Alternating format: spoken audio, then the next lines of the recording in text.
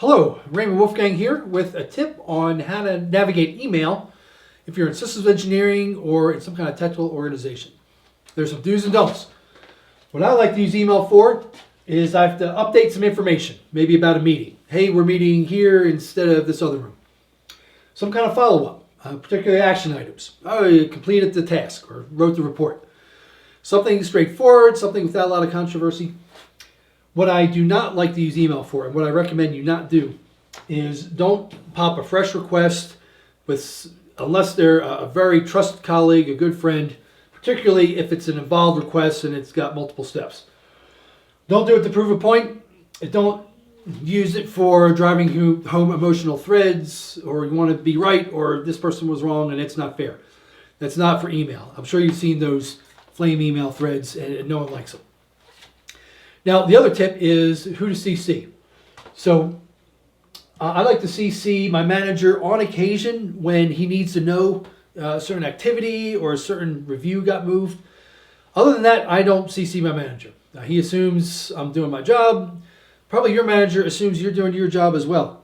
And a lot of managers, if they're CC'd, they might assume there's some action needed. And a lot of times that's not the case. So occasionally do CC your manager if it's important. Otherwise, don't.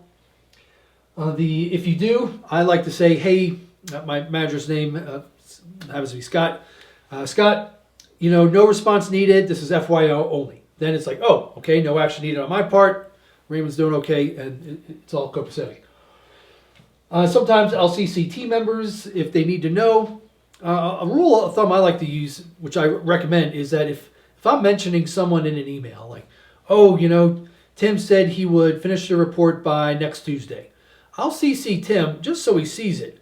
He won't respond, but just in case I got the date wrong, or if I'm mentioning him in an email, I'll CC him so it's not like I'm talking behind his back or something.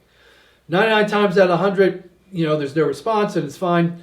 Every once in a while, there'll be a chance for Tim to respond. Like, hey, what I meant was 2 Thursdays from next, and then it can be corrected. But in general, I tend not to CC people unless they're somewhat involved or have some need to know.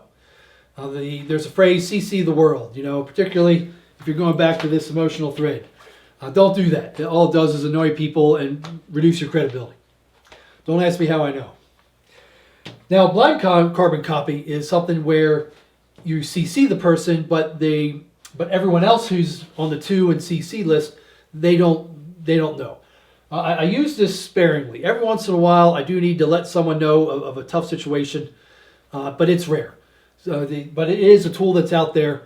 If you need to CC, let's say your manager, if you're dealing with some interpersonal conflict, or you want the manager to know, but you don't want everyone else on the email to know that you CC'd the manager. Again, occasionally those come into play. Mostly it's just to show the manager that maybe I did my due diligence and reached out to someone, and I want my manager to see, just what I actually said in case it gets back to you. So if you're down to that, usually you just need to call a meeting.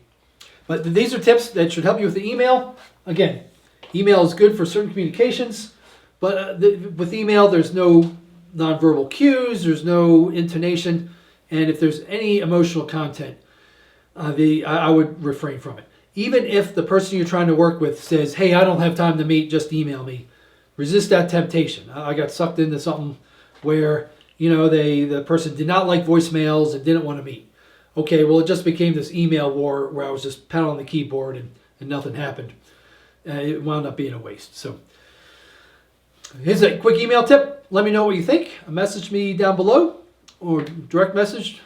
And interested in your opinion. Let me know.